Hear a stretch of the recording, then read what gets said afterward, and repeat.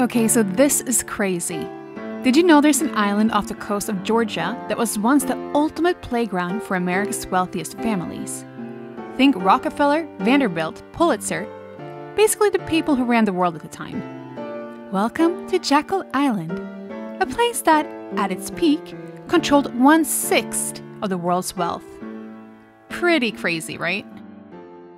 Jekyll Island is tucked between Jacksonville and Savannah and was in the early 1900s called the richest, most exclusive, most inaccessible hangout for America's elite. And it totally lived up to the hype. We're talking about a club so exclusive that it became home to some of the most powerful names in business. Back in 1886, a group of ultra-wealthy industrialists bought the island from the families who had run it as a plantation. They chose it for its wild beauty and its location, just a day's rail ride from New York City. These millionaires, as they were called, set up grand homes along the island's western edge, with views of Jekyll River, now the Intercoastal Waterway. And their yachts? They could dock right at their front lawns. Because, of course, you wouldn't expect anything less from the ultra-rich, super wealthy, take all the world's money for myself, living la vida loca while the rest of us are just trying to figure out how to pay rent, greedy motherfucker. I'm totally kidding, of course. I'm sure they were all very kind, caring people.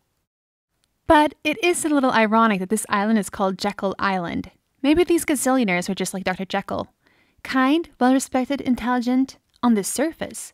But maybe they were also indulging in the darker side of wealth and power, unleashing their Mr. Hyde when no one was looking. After all, isn't it said that money changes a man? Or a woman, for that matter. Except, there were no women in this club.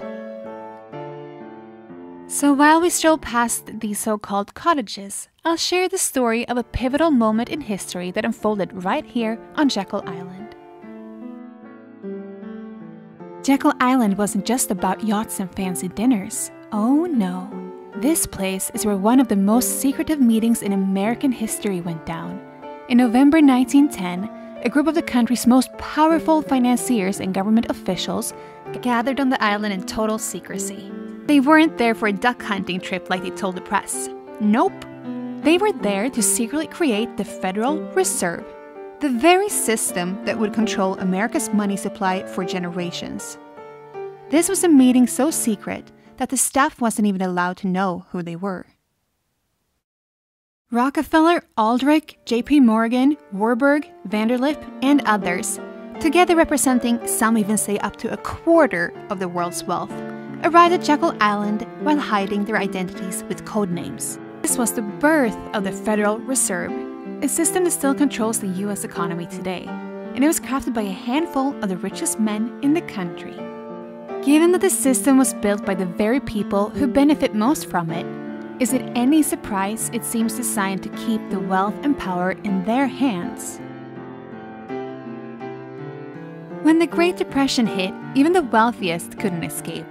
Membership in Jekyll Island Club started to drop, and by the time World War II came around, the island days of luxury were over after a German submarine was spotted nearby.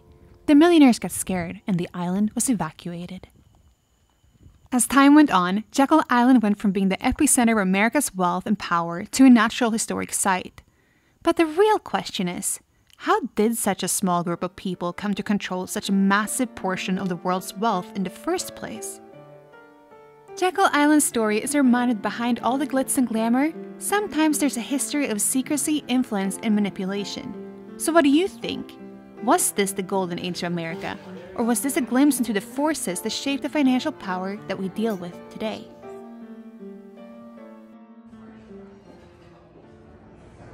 That's pretty cool.